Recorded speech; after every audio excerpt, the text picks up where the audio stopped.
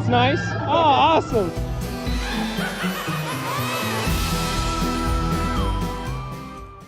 Hello, and welcome back to the channel.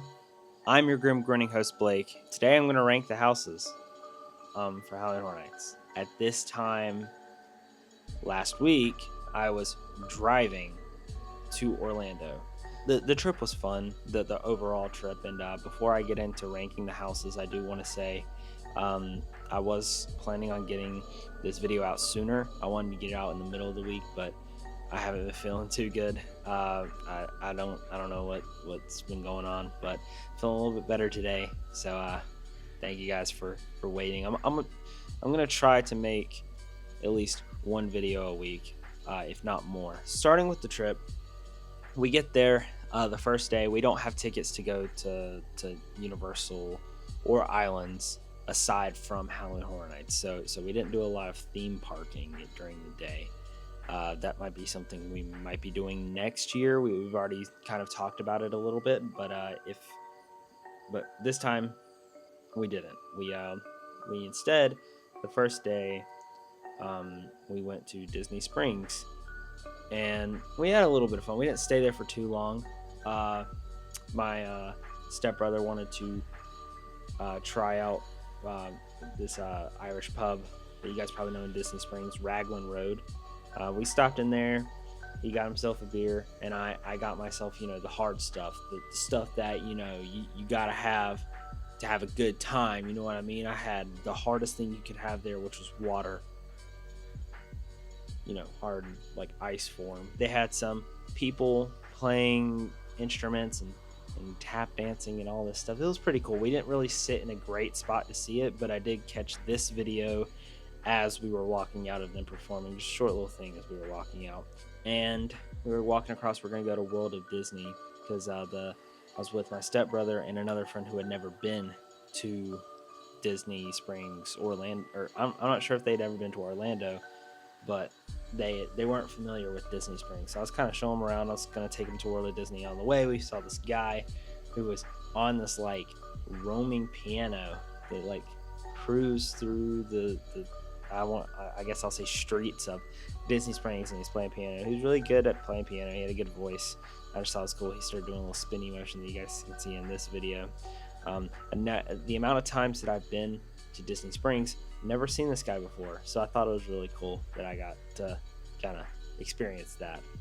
But aside from that, we came back. We hung out at the Airbnb for a little bit, and then it was time for Halloween Horror Nights, and it was great. I had a lot of fun. Literally just walking up and seeing the archway as it's like glowing. You can hear the Halloween Horror Nights music, and it's just you just get hit with a wave of excitement. And we walk in, we scan our tickets, and we see the icons. I want to say their names are Sinister and Surreal. I believe that's who it is. I didn't really read too much on the icons. I just feel like the past icons were a bigger presence, and by past I guess all the past ones that I've encountered, which have been Jack the Clown, the Pumpkin Lord, and Dr. Oddfellow. I just feel like they had a bigger presence. I think my favorite icon was Jack the Clown, because I'm scared of clowns. It's not like a severe fear anymore, but they do kind of creep me out a little bit. He's iconic. Like, he puts the icon in icon. So he's probably my favorite. But in terms of who actually hosted the best, I want to say Dr. Oddfellow did really well, because every scare zone was telling his story. And while I know that these scare zones and a lot of scare zones do tie back to the icons themselves, I feel like Dr. Oddfellow just did it great, because each scare zone told a part of his story, and it made it a lot easier for casual fans to kind of figure out what was going on here. But as for Sinister and Surreal, they had a couple of cool scare zones that represented them. You had I can't remember the scare zones names, but you walk through right there past where you'd see the Bourne Stuntacular. You see like the guy who's like I don't even know what it was. I'm just gonna call it black goo. Like the black goo was like enveloping him. It was all cool. There's fog, coming out and jumping at you, and it was cool. And then you had the other scare zone that you walk through. It's like a bayou. There's a alligator chomping on a guy. That was cool. I thought my favorite scare zone was probably Torture Fair, only because I can handle gore to a certain point. And first and foremost, before I show any video with Torture Fair, I just want to say, YouTube, this is fake. It's not real. This isn't real gore. There's tons of videos out there with Halloween Horror Nights showing gore. This isn't real. But Torture Fair was cool. I walked through. There's so many, I feel like that's the one they put a lot more into.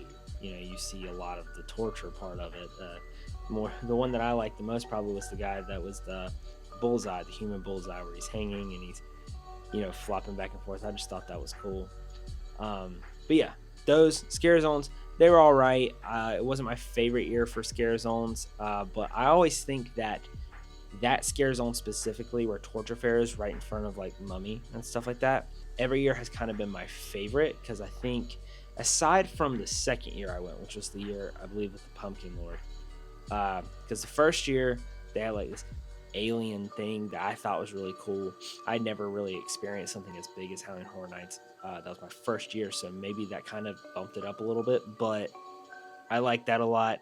And then the second year, had the Pumpkin Lord, and I believe that was that classic Halloween, which I believe, if I'm not mistaken, I could just be hearing rumors and maybe I'm completely wrong, so take my word with a grain of salt. I believe that was there was kids that ate candy and it made them go crazy. Sounds a lot like Major Sweets to me. So maybe there's some sort of inspiration between the two. But I didn't really like that scare zone. I thought the costume was cool. It really did make it feel like it was a homemade costume and they just gone crazy. But to each their own. Then last year you had the hippie vampires that I liked a lot. I thought they were cool. But out of all of those, I would have to say I think I like the alien one the most. I just thought, maybe it's just because it was my first time. I just really enjoyed that one. And then my second, I'd probably say, was hippie vampires, because who doesn't like hippie vampires? Then Torture Fair, and then the classic Halloween sort of thing. But yeah, that was fun. Scare zones were cool. Blumhouse, that was cool. The only thing that I didn't like about Blumhouse is, for some reason, on the first night, I didn't see Megan. I don't know where Megan was. It was somebody else in her. I think it was one of the Purge characters in her spot where she usually is. And then sadly, the second day we were there weren't any scare actors out because it was raining. So that kind of put a damper on it. But it is what it is. I had fun. Aside from scare zones, one of my favorite parts about this trip was I set out to try at least 3 snacks. And you guys won't believe how many I got. I got 3 because that, got a ball on a budget. You know what I mean? So I taste tested 3 snacks, and I'm going to tell you what they were, and I'm going to tell you what I thought about them. The first one I had is the s'more, the Ghostbuster s'more with the Stay Puft Marshmallow Man as the marshmallow.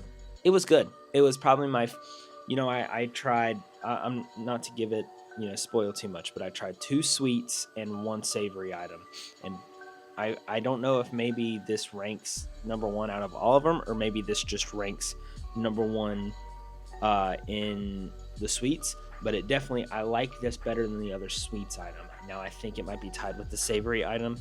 The only reason why I give it a little bit of an edge on the savory item is because I don't really eat s'mores a lot. Sometimes I don't really like s'mores, but this one I did. And it was big. That was a big s'more. I mean, would I say it's worth the price? No, but nothing at theme parks are worth the price. You do it knowing that it's going to be a little overpriced, but if you're happy with what you purchased, then in my opinion, it is worth it, as long as you're not breaking your bank to do it. But I thought it was good. And yeah, the second item I had was the last 2 items I had on the second day that I was there. I had the savory item, which was the Twisted Tater. I got just the regular seasoned salt Twisted Tater. I almost got the sour cream and onion because I like those chips. But I was like, let me just try the basic one because that's what I feel like people are mostly going to get. So I was like, let me just try that. I liked it. I thought it was cool. Again, overpriced for what it was, but and I was eating it and a little bit dropped, and I was like, oh god, there goes like $3. But it's all good. I enjoyed it. It was pretty good. And for in third place, for the snacks that I tried, I had a Ghostbusters brownie. Now, I love brownies. It's one of my favorite sweets, and it's hard not to like a brownie, for me at least. But with that being said, there was a lot. I'm guessing it was like icing. There was a lot of icing on that thing, and I think it definitely overpowered the brownie aspect. So while it wasn't bad per se. Like, I enjoyed eating it. It definitely wasn't my favorite, and I feel like it could have done a little bit less of the icing. But if you enjoyed any of those things or didn't enjoy any of those things and you have a difference in opinion, let me know down in the comments. Let me know if you guys tried any other snacks that you guys think I should have tried. And then maybe next year if they bring something like that back, I'll try them. So yeah, let me know down in the comments what you guys think. Now on to what you guys have been waiting for. The houses. I think out of all the houses, only one of them stayed the same. Maybe you guys can guess what it was. Maybe not. But I'm going to go ahead and read them out to you, and I'm going to tell you why. But before I do that, obviously you can't record inside of the houses. I am going to show you guys other people's videos inside of the houses, since I could not record inside of them. So go make sure, I'm going to link any channel that I use down to my bio. Go click them, because I'm only going to show like a very small segment of their video. I don't want to steal from them or anything like that. So if you want to see what the full houses look like, go check out their channels down in the bio. Go watch their full video. Go show them some support and some love and stuff like that. I'm going to go in the order of the way I did the houses. So this is in the order of each house that I hit. First off, we have Monstrose. It was the first house I hit, and sadly, I ranked that at 3 out of 7. Now, I ranked it a 3 out of 7 because, I don't know, it just didn't hit. And the house was just, to me, it was forgettable. I do know that they put a lot into it, as they do every house, in terms of set, but like, it didn't scare me that much. There was just a chicken man that kept popping out, and it made me laugh a little bit. I had fun going through it because it was the first house, but it wasn't last. If you can believe it, did I say 3 out of 7? Why did I say 3 out of 7? 3 out of 10. My bad. Over here writing things wrong. I'm not ranking on a 7 scale. Moving on to our second house, we did triplets, and I ranked that a 7 out of 10. Now, I originally had triplets as a 4 out of 10, so it definitely raised up. I like the vibe of the house. The storyline was alright. The costuming, the scares were alright. I would say it is a very average house to me. It doesn't pique my, it doesn't really itch the Halloween Horror Nights itch that I've been waiting for, but as a house, it did all right. The third one we hit was one that I ranked super high. For second place on my pre-ranking, I have this. It dropped 1. It's Goblin's Feast. It dropped from a 9 out of 10 to an 8 out of 10. I like the setting of goblins. Like I said, I like fantasy, goblins, all that stuff. I thought the costuming was immaculate. It just... I guess I don't know if I expected the goblins to be like super scary or what, but just when I got out of the house, because I would rank them, I would type it into my phone as soon as I walked out of the house, and there was just something about it that I couldn't put it as a 9 out of 10. So I put it at an 8 out of 10. It was good. I really enjoyed the house. After goblins, we did bloodlines, because I'm pretty sure they're side by side. And I have this as a 9 out of 10. I originally had Bloodlines as a 8 out of 10. So it did rank up. And the reason why was because it did everything I expected it to. It had a few good scares.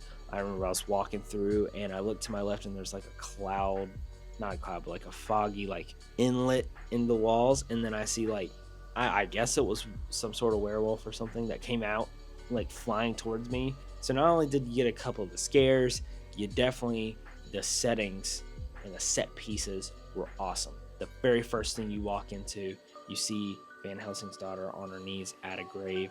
I didn't read the grave, but I want to assume it was Van Helsing. I'm not too sure. But it was like snowing, which they did the same effect that they do in Harry Potter Forbidden Journey, where they have the soap, I guess, that makes it look like snow. It just looked really cool. I thought the setting was great. I thought the makeup was great. I thought the costuming was great. You know, it was all good. The second night, the first house we did was Insidious. Now, it went down one. I originally had it ranked as a 10 out of 10. It went down to a 9 out of 10. The reason being is because I feel like Insidious was very overhyped. It was a really good house, and I can understand why people rank that as one of the best houses of all time, but it didn't hit for me as well as I thought it was going to. It definitely scared me. Out of all the houses, it scared me the most. I kind of wish they played the tiptoe through the window a little bit longer, but they didn't. But I mean, I was definitely waiting to go into that house genuinely scared, and it's the only house that I was kind of walking into when you walk through the red door that freaked me out a little bit. But as I got out of the house, it just wasn't 10 out of 10 material for me, but it definitely was up there, so it's a 9 out of 10. This next house we did on the second night was Major Sweets Candy Factory. I originally had Major Sweets as 8 out of 10. It didn't hit for me. I had it as a 4 out of 10. I don't know, it just felt very cluttered, and I know there were some, I feel like it could be a last place select for me if it wasn't for some of the interactive elements in it. But it was very cluttered in there. There was a lot going on. The storyline was cool, but I feel like they could have fleshed it out a little bit more. It was, for a casual fan, it was very hard to kind of pick up on what was going on. And maybe also it was because whenever I went through it, a lot of the scares happened before I got there and came back after I left, so I kind of was seeing the tail end of things. That's not the first time that's happened. If you know, when you go to Howlin' Horror Nights, you got to accept that at least one of the houses is going to do that to you. So it's at a 4 out of 10, and I'm not ashamed of it. I like that. I feel like that's a valid thing, at least from my experience. The next one we did was Sinister Cinema. I have this ranked as an 8 out of 10. Sinister Cinema. What? Oh wait, is it Sinister Cinema or Slaughter Cinema? Slaughter Cinema, right? Am I blanking? Slaughter Cinema 2. That's what I had originally written down, so I'm going to assume that that's what it was. Slaughter Cinema 2, I had that as a 7 out of 10, and I ranked it as a 8 out of 10. I thought it was really cool. You wouldn't believe my surprise whenever I predicted something without even knowing it. I was explaining what Slaughter Cinema was like, and I was like, oh, imagine a Santa Claus, an evil Santa Claus one. Imagine my surprise when I'm walking through and I see Kris Kringle come out with a freaking hatchet trying to kill me. Definitely not top tier material, but along with what they're trying to do with that house and how they're going around it, I was sitting there thinking as I was going through, I was like, I wonder which one of these houses they're going to be like, that's the one, and they're going to have possibly next year. The next one we hit after taking a little break at Krusty's is Deadly Exhibits. Now, this is the one that didn't change. I had a huge feeling that this was going to be a last place house, and sure enough, it was a last place house. I didn't like it that much. It felt very empty to me. Only like maybe a few goods enough set pieces that just sufficed. I didn't enjoy it. That's the one I really kind of didn't enjoy it at all. So yeah, 2 out of 10. We headed over to Quiet Place. I got that as a 9 out of 10. Originally, I had Quiet Place as a 6 out of 10. Boy, could that not be further than the truth. I seriously had no idea how they were going to do Quiet Place.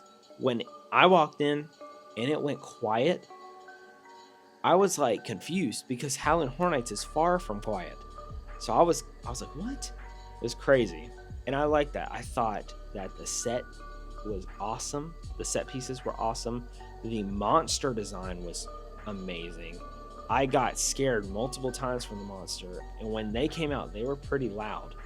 I just thought it was cool. It was a great house, and I definitely was wrong because I said I thought it was A Quiet Place day one. No, it was the first two movies. So, but I did like Quiet Place a lot, and I actually would not be mad if next year they did Quiet Place day one. Still gotta watch the movies for sure. Last, but definitely not least, because this is my top 10 house. If you followed along the last video, if you know what the houses are, you already know what this house is, because the only one I haven't mentioned yet is Ghostbusters. Ghostbusters is the last house we hit, and boy, had we no idea that this would be pretty much all of our favorite house. Ghostbusters really shocked me. I originally had Ghostbusters at a 5 out of 10. It jumped up 5 whole points to make a 10 out of 10. And let me tell you why. Because I know a lot of people might not agree with me, because Insidious was definitely the fan favorite this year. Ghostbusters got me a couple times. You walk through and you see there's like this dining room, everything's frozen, you see some frozen people to your left, and I'm looking, and whenever I'm looking at that, the giant whatever ice monster, haven't seen the movie, ice monster comes out, gets right in my face, it's on stilts, it scares the crap out of me. And I don't know if they did this on purpose, but you know, whenever you're walking through like ice or snow, your shoes kind of stick to the ice a little bit. I got that sensation in here. I don't know if maybe that was just some sort of spill, but I thought it was cool. And I was like, even if it wasn't intentional, it made me feel immersed for sure. And then they did the snow thing again with the soap and stuff, and I like that. So yeah, definitely a 10 out of 10. I love the house. That was my ranking. We wrapped it up after that. We headed out. I definitely had to get a Little Blue Stuffy, along with a couple other things like a hoodie. You've seen me wearing a couple of these clips, and the hat that I'm actually wearing right now. I'll show you a little bit more. Ooh, my hair is crazy. I got the little Halloween Horror Nights Slimer hat. So it was definitely a fun time. I enjoyed it a lot. I love my Little Blue Stuffy. I cuddle him all the time. I cuddle him on the way home when I fell asleep in the car. So yeah, I'm glad that I had fun. I'm glad that my friends had fun. Let me know if you guys are planning on going to Halloween Horror Nights, or if you've already been. If you have already been, let me know your experiences in the comments, what you liked, what you disliked, how you disagree with my rankings in any way. And if you haven't been to Halloween Horror Nights and you're planning on going, tell me what you're most excited for. Also, to add just a little bit of a bonus question to put in the comments, let me know if you could design a Halloween Horror Nights house, what house would you design? There you go. There's your challenge. As always, I've been your grim grinning host, Blake. Thank you guys for watching the video. I really appreciate it. Make sure to like. Please like. I love the likes. You love to like. We all like each other. That's how it is. Hit the like button. Make sure to subscribe. Really helps me out a lot. I love it when you guys come back to watch my videos. Makes me feel so good. You guys want to make me feel so good. You guys want to warm my heart a little bit. So hit the subscribe button and make sure that you guys please share with people, because I have a feeling that if you shared and somebody liked it, they will be eternally grateful. And I welcome any new person who comes to my channel. So yeah, make sure you share with your friends, with your family, and if you know anybody that is carving a pumpkin in the next couple of days or in the next week, send them my way. That's your share goal. Anybody carving a pumpkin, share with them. Thank you guys for watching, and I'll see you guys in the next video. Thank you.